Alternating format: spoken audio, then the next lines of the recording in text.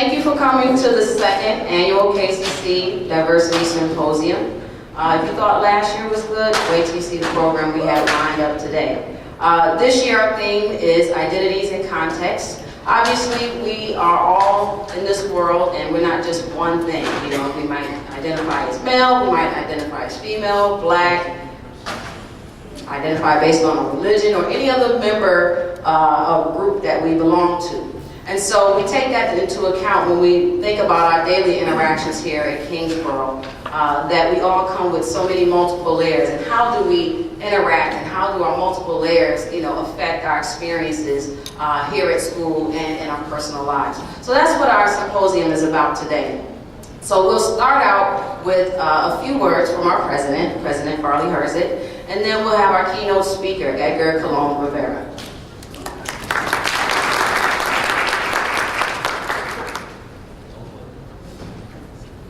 Good morning, everyone. Good morning. How many of you were here yesterday morning? Okay. I was here yesterday morning, and the presentation that I saw yesterday was extremely moving and got my juices going in my stomach, got me thinking, and probably will even get me to the next step of doing something about what I saw. And yesterday, not to give you a mystery, yesterday one of our students did a fabulous short documentary on how people perceive disabled people. So, and she was disabled herself. So I'm going to challenge you to pay close attention today to what's being presented to you, but also when you get those feelings going and you see that something is not right, that not only do you acknowledge that maybe we could do something a bit different, but you be part of making that difference. That what you see here and what we talk about here gets you into some sort of an action mode. I have lived a bit longer than most of you here, and I'm proud to say that there has been so many changes, positive changes in my lifetime in the way people treat each other and perceive each other. But in the same breath, I can also tell you that we have a very long way to go too. We were able to make progress in my lifetime because people got to the point where they felt something and they acted. They acted in a way to change the world. And you are that next group. You are the group that needs to kind of pick up the pieces from older folks like me who need to continue to change the world. So thank you very, very much. The faculty, where the faculty are sitting over there, thank you very, very much for bringing your classes here. Again, yesterday's experience proved to me something that I've known for many, many years, that just as much learning can take place out of your classrooms as they do in your classrooms, and this is one of those experiences. So thank you and enjoy your day here.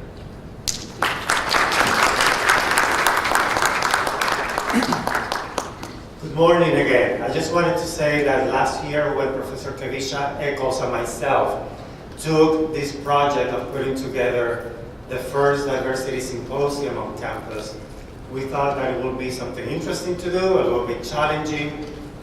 We got the support of many people on campus and it was successful. We didn't know that we were going to have a second year, and hopefully we're going to have many, many more years of this symposium.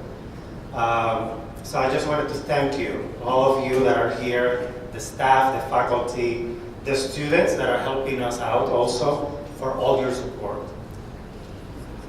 We're going to have now Professor Smith introduce our keynote speaker.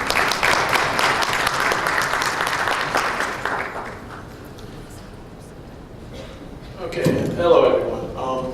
When we were planning this symposium, we were looking for people and about identities and intersectionalities. And I was sitting in the meeting and we all have our friends.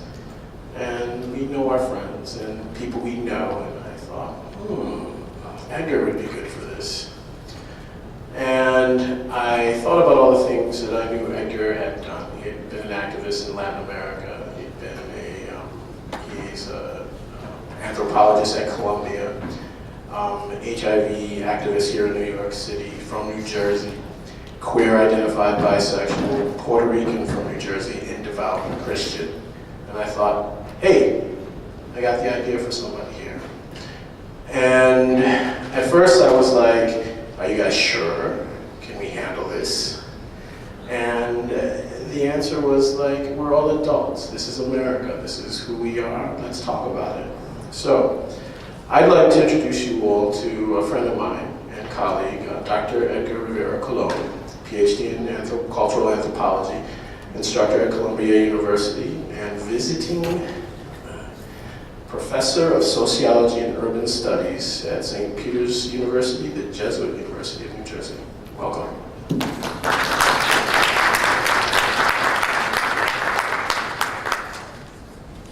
Well, thank you for that lovely introduction and for this invitation.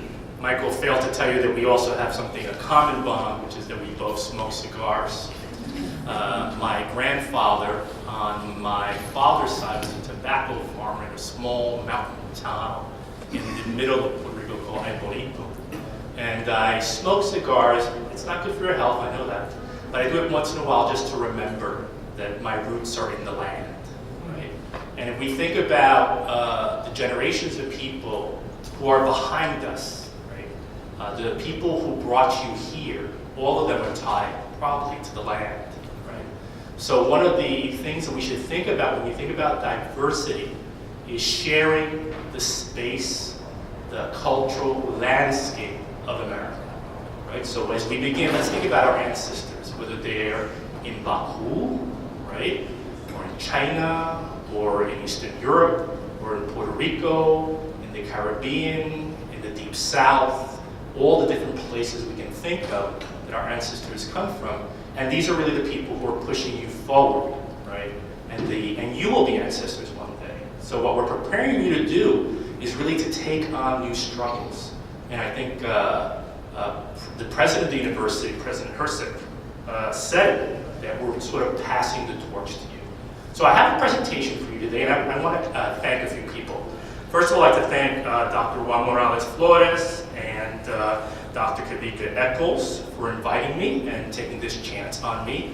You know, you never know what a guy from Jersey is going to say, right? For example, Chris Christie, but I'm not Chris Christie, and Professor Michael Smith, all right, for this invitation to present at the second annual Diversity Symposium here at Kingsborough Community College. And I want to also have the students think about the fact that the community college movement, and it's a movement, is really an attempt to extend education to all the possible areas of the society. And actually my niece went to community college in New Jersey and then is now at Rutgers Newark and will be graduating in December. And I'm really indebted literally to the community college because I helped raise my niece and she saved about $20,000 by not going directly into the four-year college. And one of the things that President Obama has talked about is about making community colleges free as a basis for expanding educational rights and educational opportunities. And we hope that he will continue to do that, and whoever becomes president afterwards continues to do it. Community colleges are central. They really are important in terms of our educational process. All right? So, enough of that. And I have a PowerPoint, but these are really talking points, right? And then I have a few videos to show you, right? And I just want to make sure everyone's awake. Good morning! Good morning! All right, there we go. Get a little caffeine in there. And I know, that if I'm a professor too, so sometimes I take my classes to things and they're sort of dragging their feet, but here is a process of collaboration and dialogue that I want to begin. How many of you are on Twitter of the people who are here, okay? I actually have a Twitter account for my classes. So if you want to tweet me a question while I'm talking, feel free.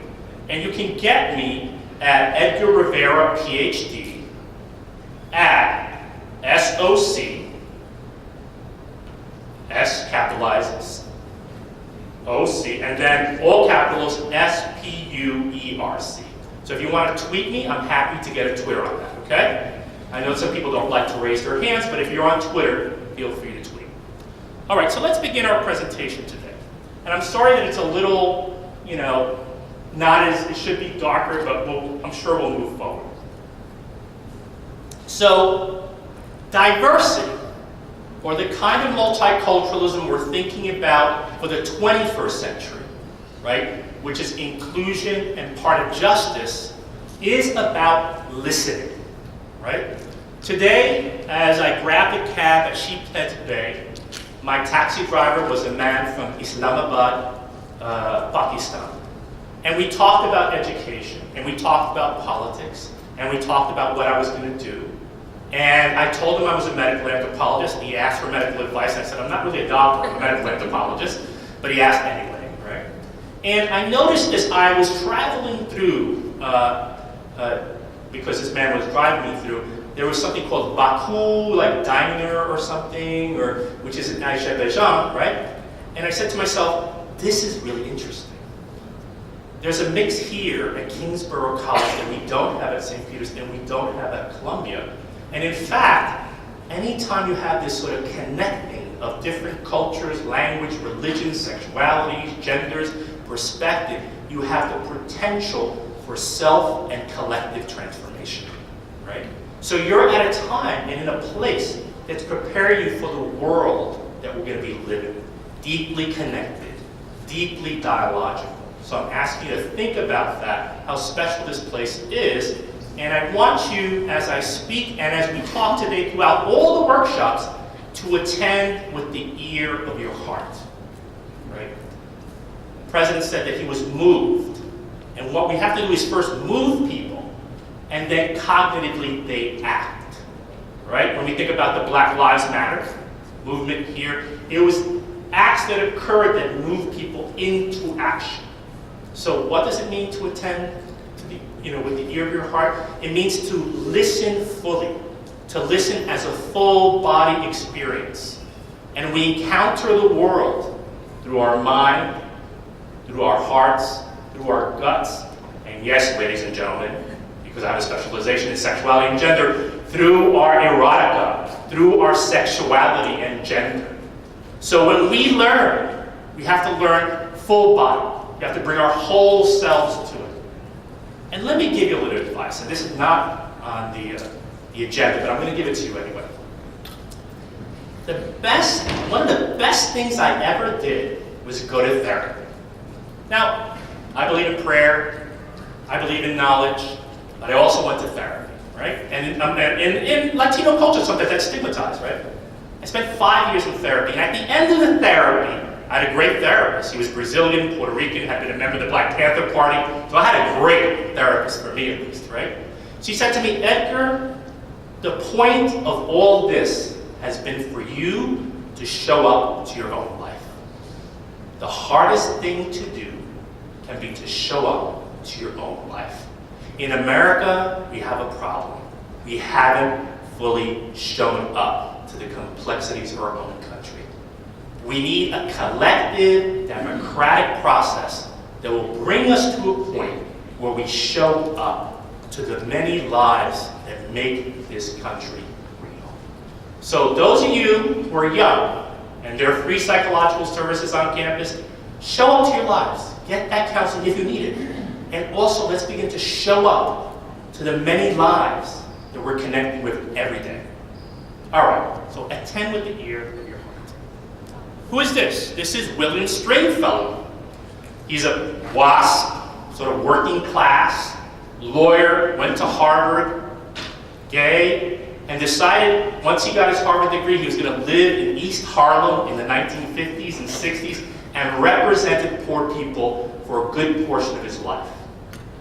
He was also a radical Christian and someone who believed that politics and power were part of the process of democracy that Christians should be involved in. And he had a wonderful saying about listening, and I want you to have that dialogical perspective. And what did he say? He said, listening is a rare habit among human beings. Listening, in other words, is a primitive act of love, in which a person gives him or herself to another's word, making him or herself accessible and vulnerable to that word. So what Stringfellow was talking about is how can we listen in a way that we're not arguing with the person before they finish, but we begin to listen in a way that I become vulnerable to the other. And that's hard to do in a society that's divided by race, by class, by gender, by sexuality, by religion, right? But that's a leap you need to take, a leap of faith you need to take in steps. Maybe baby steps, but definitely steps. And Stringfellow is one of my heroes because he refused to shut up, first of all. And he also consistently asked the right questions, right? James Baldwin used to say, ask why, and you'll get whys, right? You'll get whys. And this is the challenge of an education, to ask the why question and also to be engaged from it. I'm going to tell you a story. This is me and my dad when I got my PhD at Rutgers in 2009. Who was my dad?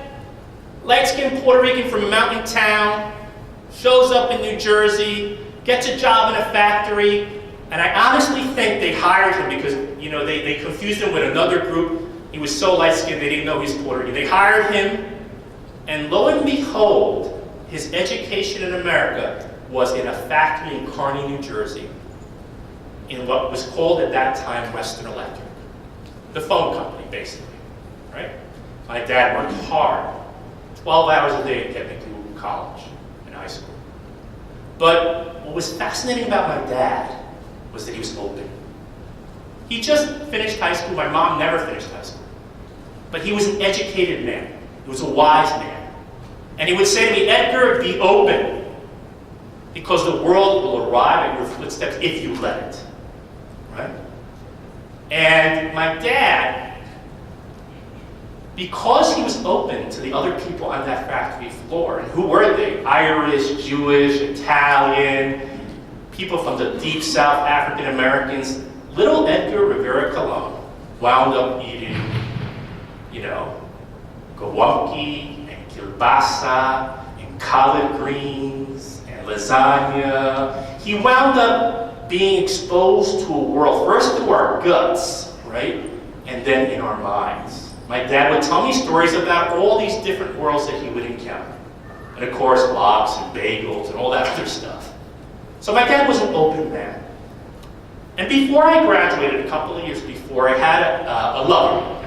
He's my ex now. We're on good terms. Try to keep on good terms with your ex-lovers. It's generally a good idea.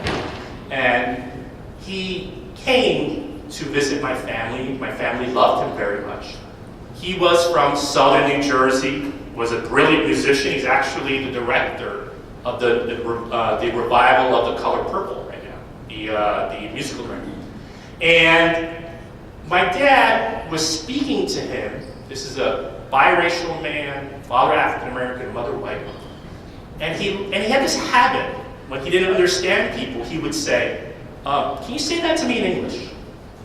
And he would speak quickly, and it was just like a joke that he would say. So my dad was saying something, and he looked at me and said, I don't understand, Mr. Rivera, can you say it to me in English? And I could see my dad's face going red, and the shame coming, and the anger. And I grabbed Jason, I said, let's take a walk, right? Let's take a walk around the block. Right? And I explained to Jason that my dad had fought hard to learn how to speak English. And when he said that, he interpreted Jason meaning that he didn't know how to speak English. And my dad spoke working class, Jewish, Italian, African American, Irish English, right? That he had learned on the factory floor. And Jason grew up in a monolingual household in a working class suburb in New Jersey. And he said, I just didn't know the history. I'm going to apologize to you, Dad. And he didn't. And Jason and my dad were great friends. In fact, the day my dad died, he called me up and said, do you want me to pay for the funeral? He said, my dad had insurance, don't worry about it. But he loved my dad so much. Why? Because he became aware of his history, right? So these encounters, these struggles that we have with each other, we bring our histories to them, right? So listening. A moment where two people who I loved clashed because they came from very different spaces. How many of you are children of immigrants? How many of you in your family have functioned as translators for your parents in the various institutions? Right. Language is a site of power. And we have to think about how we use it, how we describe other people, and how we engage it. So I just wanted to tell you a story because anthropologists, we love telling stories, and I want to sort of make it personal. And I think I looked great that day. So did my dad. Okay, intersectional, what's another way of saying that? Another way of saying that is that we bring the many layers of ourselves to every conversation and interaction, and those layers are the products of history. And to be diverse, to be multicultural, it means to be aware of and willing to know those layers, those historical layers. Right? What layers? Class, economic class. I'm working class. And if you don't know I'm working class, you're not listening to me. You're not listening to the way I speak. Race, I'm Puerto Rican, but I'm a light-skinned Puerto Rican, right? And I've been given privilege because I'm a light-skinned Puerto Rican. Really, that's the truth. Gender, I'm male, but we know that there are many genders. And cisgender people like me, people who, when I was born, they said, you're male. And I said, throughout my life, I said, yeah, I am, right? Gender, think about that. There are only two? No, there are many, many genders, right? Sexuality, I'm queer, bisexual identified, right? There are many sexualities. Language, English, but I speak Spanish. Immigration and migration history. So my father and my mom were not immigrants to the United States. They were migrants because Puerto Rico was part of the United States. And there are some people who are here who were forced to be here, who were invaded. And we have to be aware of those histories. So when we say that the U.S. is a nation of immigrants, true but not the complete story. There are other things going on. Disability and ability. Apparently there was a workshop on that. Powerful. What would it mean if you couldn't use your legs? How would you relate to the built environment? How would you negotiate going on a subway or a bus? Age. Isn't it the case that children, young people, and older people are sort of liked but not listened to in our country? Are sort of treated as pets and interest objects but not taken seriously? Ageism. So these are just the many layers. So we have to think about that. And all of us are multiply identified, multiply affected in terms of power, privilege, and penalty, social penalty. When I go to the mall in New Jersey, you know in New Jersey we spend a lot of time in malls, right? When I go to a mall with one of my dark-skinned cousins, I never get stopped by security. He will. Right? So we have to think about these kinds of layers. But people will say to me, Edgar, Professor, isn't this all about the past? What I want to say to you is what William Faulkner said. Right? There's William Faulkner, one of the great Southern writers. He said, the past is never dead, it's not even past. Right? We're a young country. There are bookstores in Beijing and Shanghai that are older than this country. Right? And we're just getting out of the 19th century and 20th century. So don't tell people what happened in the past doesn't matter. It does. Because it's still here, right? As you get older, you realize that connection with the past is deep. Even that line between the living and the dead is not as certain as we would think.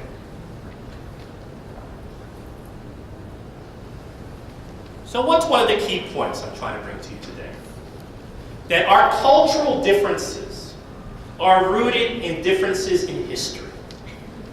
I see there's a Muslim Student Association here at Kingsborough, right? It is very difficult in the US to be a Muslim. There is an anti-Muslim bias. There is.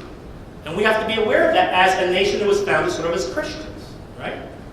So how do we reach out to all the populations to treat people fairly? We think about the young man who created a clock, brought it to his school, and people thought it was a bomb, right? We have to think these things through, rooted in different histories. I'll give you an example. This is actually a pamphlet that the Puerto Rican government developed to send to farms throughout the United States to recruit Puerto Rican workers to come to basically pick tomatoes, pick onions, pick mushrooms, right?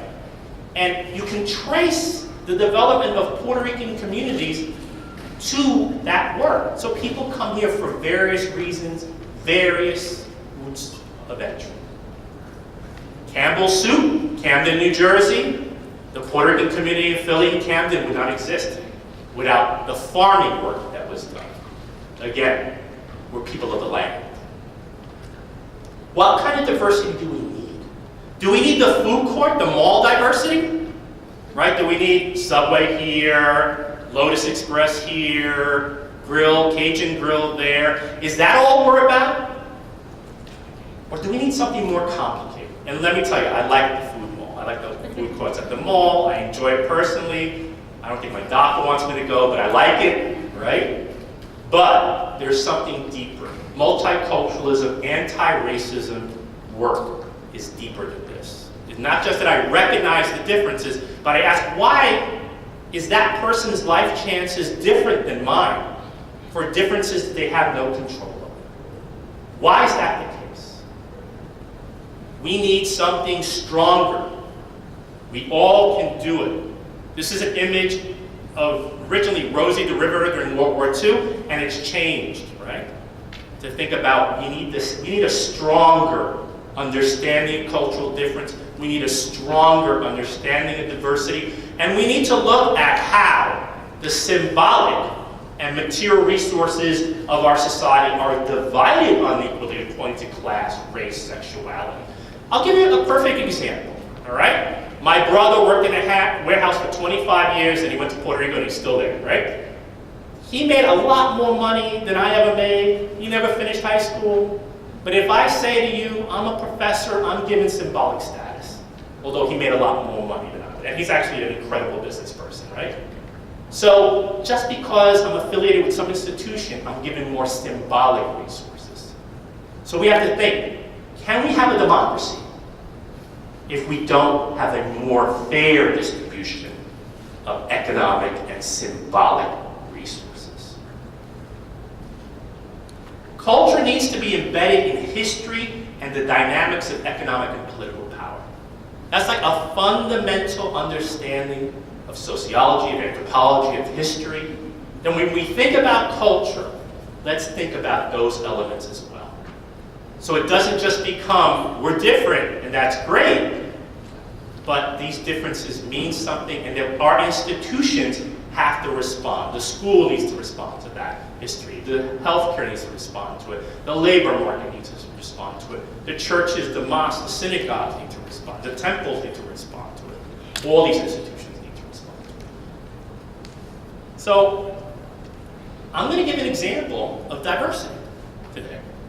There's a movement called the Undocumented Queer Movement, and there's actually, this is the work of an artist called Julio Salgado, right?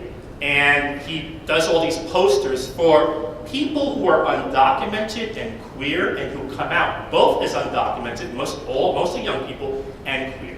So I want to show you a little video clip.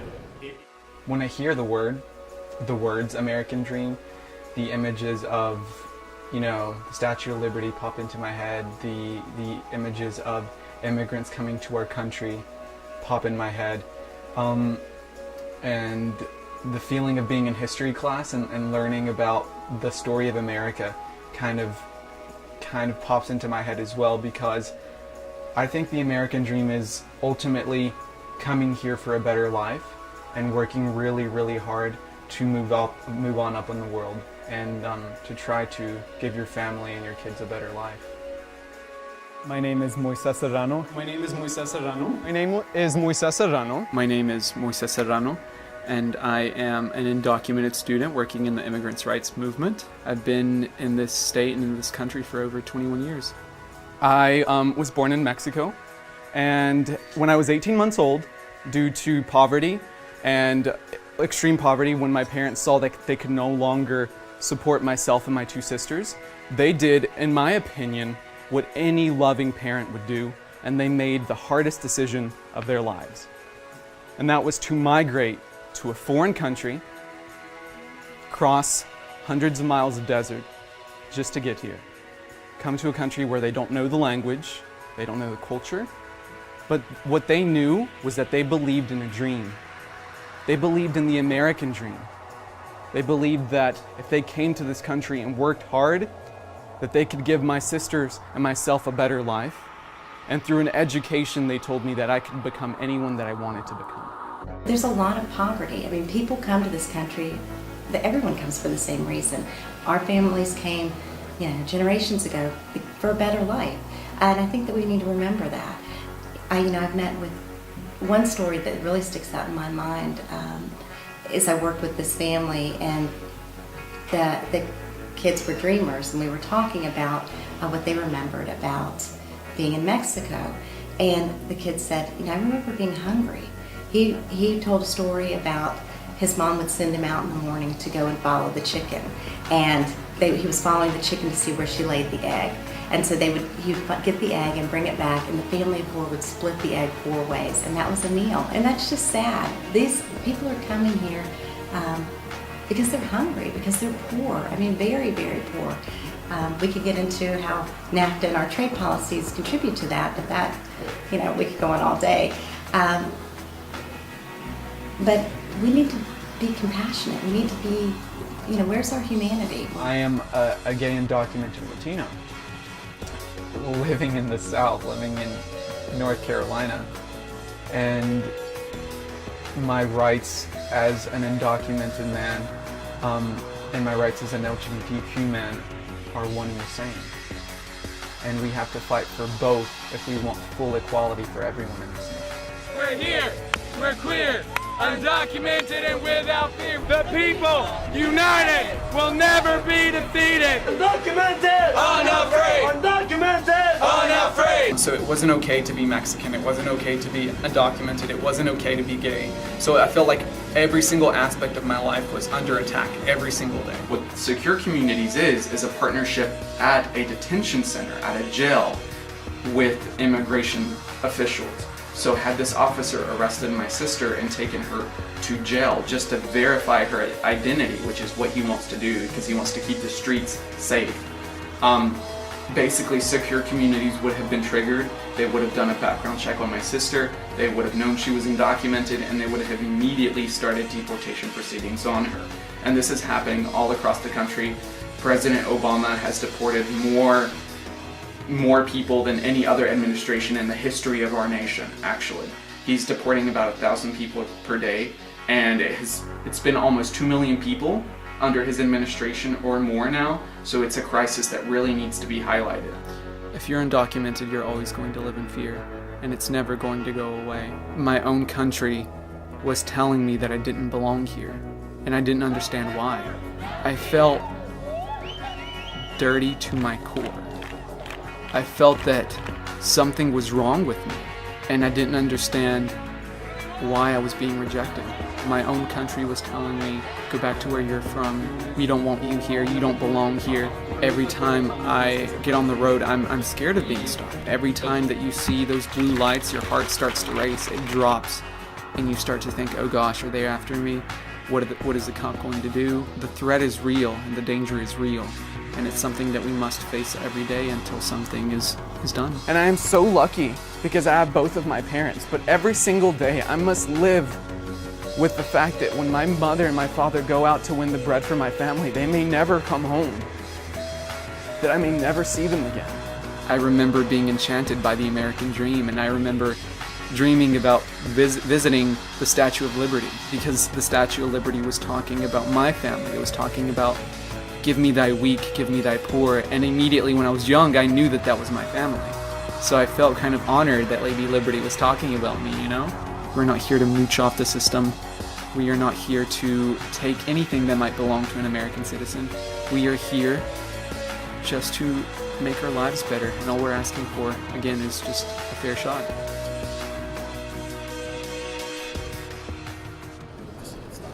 Okay, if this is a person, Moses is a person who's dealing with all those layers of being gay, being undocumented, of being an immigrant, but also of living in the South, right? And literally, Moses grew up in a county where about a mile down from his house, the head of the Klan lived. And they would put white crosses in front of they wouldn't burn them, they'd put white crosses in front of the houses of people who they saw as immigrants, right? So this is the dynamic, sort of, if you will, of this multi-layer intersectional approach. And again, I encourage you guys, when the movie comes out, I think it's already come out, it's called Undocumented Unafraid, I think, in rural America. You guys can ask him to come, and certainly he's in New York getting a degree at Sarah Lawrence, because they gave him a free ride, and he'd be someone to really come and talk to you.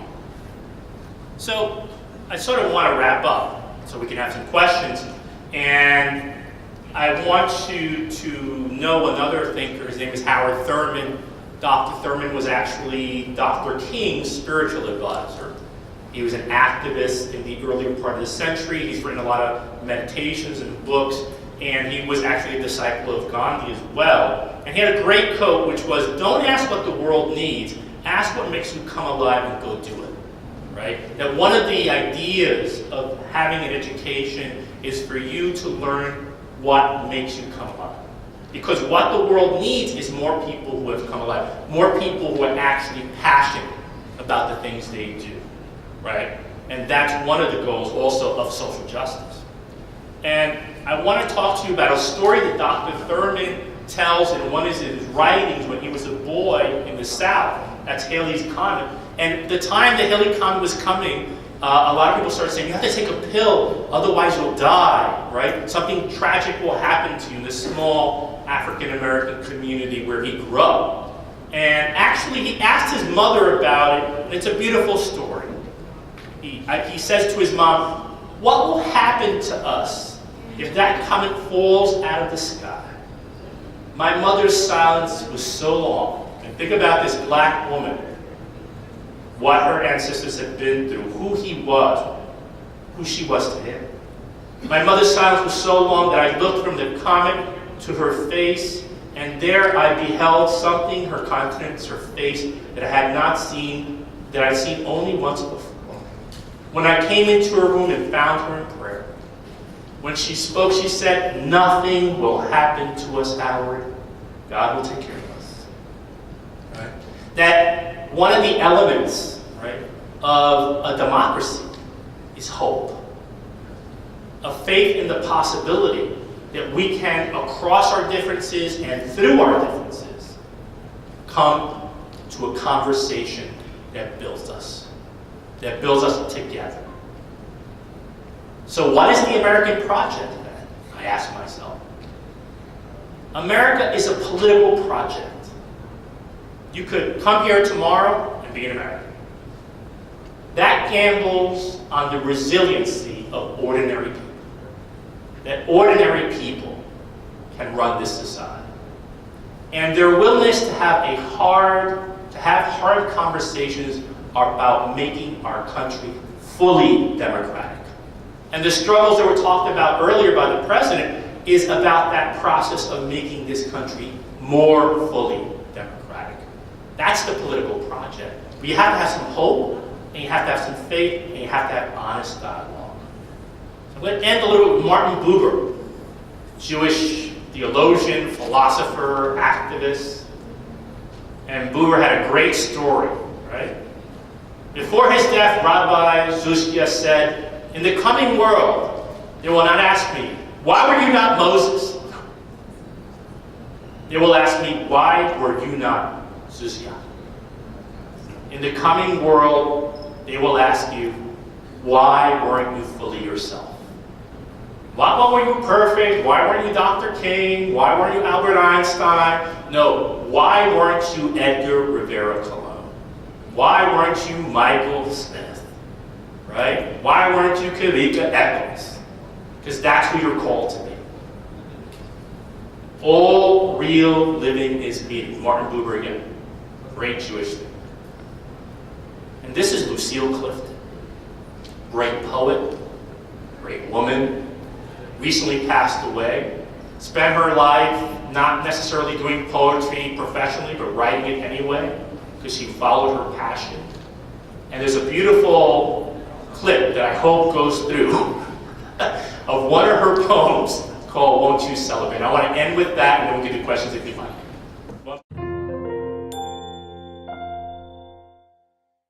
Lucille Clifton grew up in western New York near Buffalo, worked as a government clerk and office assistant. Her first book, Good Times, was rated one of the best books of 1969 by the New York Times.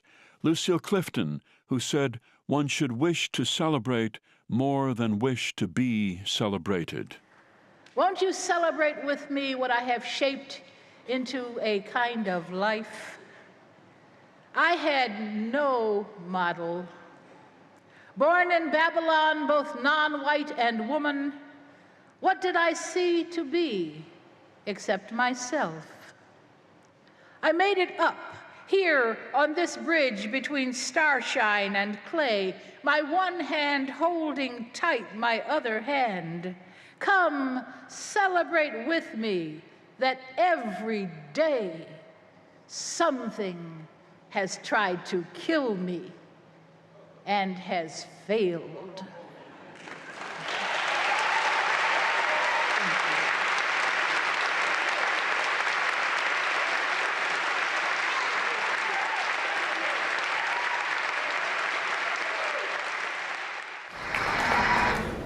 One should seek to celebrate rather than be celebrated.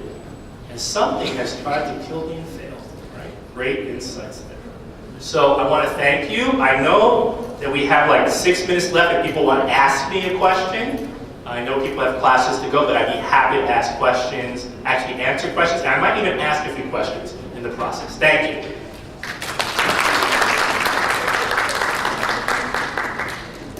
So if anyone wants to ask any questions, I'm going to ask you to come line up and you can ask questions at this microphone here. But it has to be sooner than later. You know I'm going to ask a question if you don't ask a question. So this is a question that I ask my medical students, right? I ask them, when we're doing the orientation, 2 questions.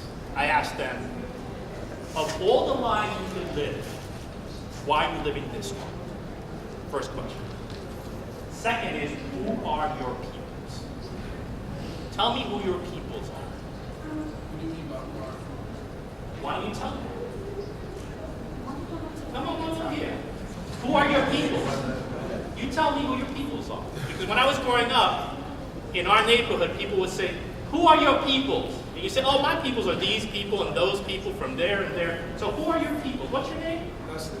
How are you? Nice to meet you. Who are your peoples? My people are, my parents are Haitian, they're from Haiti. They were undocumented, but they got their citizenship. I was born and raised in Orlando, Florida. Yeah, it was kind of rough there, I'm not gonna lie. Okay. And yeah, basically, I grew up in the suburbs, but it wasn't, and then it just started changing. But then we moved out of that, and now we're here, and we're doing pretty fine. So who are your peoples? My peoples are, He's having a problem with this. Can someone help me? Who are your peoples? What I heard is Haitian, yeah, immigrant, yeah, Orlando, yeah, back to New York, yeah, doing better. Sounds like a striver to me. yeah. Yes. Is that your people? Yes. You sure? Yeah, I'm awesome. Okay. Any other people? So tell me, who are your people? Who are your people? Who are your people? Tell me, go ahead. Global. Everyone. Global. I feel a sense of interdependence in everyone. Yep. Yep. A lot of my students will say everyone is my people. And then what I'll say to the medical students is, then what does it mean to be healed? If all peoples are people, right? Who are your people? Who are your people? Come on, stand up, come to the mic. I'm going to do Oprah Winfrey on you. Come on. Here we go.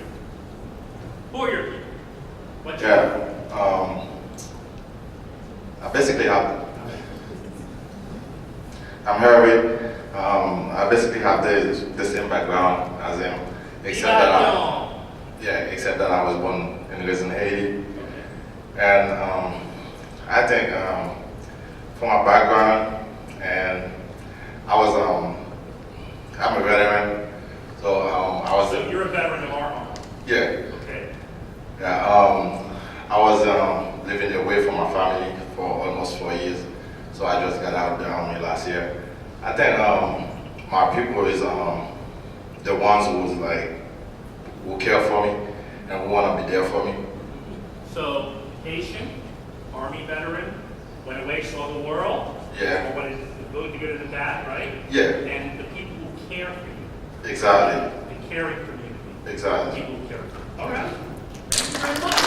And thank you for your service. Thank you for your service for our country. Who are your peoples? Who are your peoples? Mike, oh man. You know Mike, get on the mic. Mike to the mic. I'm Professor Smith, but I teach EMTs and paramedics, and so one of the things that I found myself as I worked in the streets of New York. I'm from Grand Rapids, Michigan, a small town, 200,000 people, where you have to be careful not to marry your cousin. So you ask who you're related to. But I found that working in the streets of New York, when I walked into a new situation, what gave me the strength to help people was to imagine the people's houses that I was walking into, sometimes at the worst times in their life, as my people.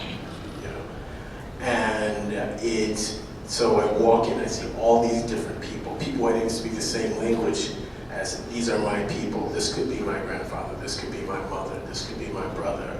And so it's this. So that's how I see my people. It changes depending on what I'm doing. Yeah. So in one sense, part of the diversity question is who are we and who are our peoples, right? And people can be very specific or universal and broad, right? Or contextual, it changes in the context, right? But what we subscribe to in the States is that anyone who's ready and willing to engage in the struggle for a more democratic country is our folks. And that's a lot of people, right? So thank you. I met some people here. I hope to meet more of you. Thank you for the invitation. I look forward to the day.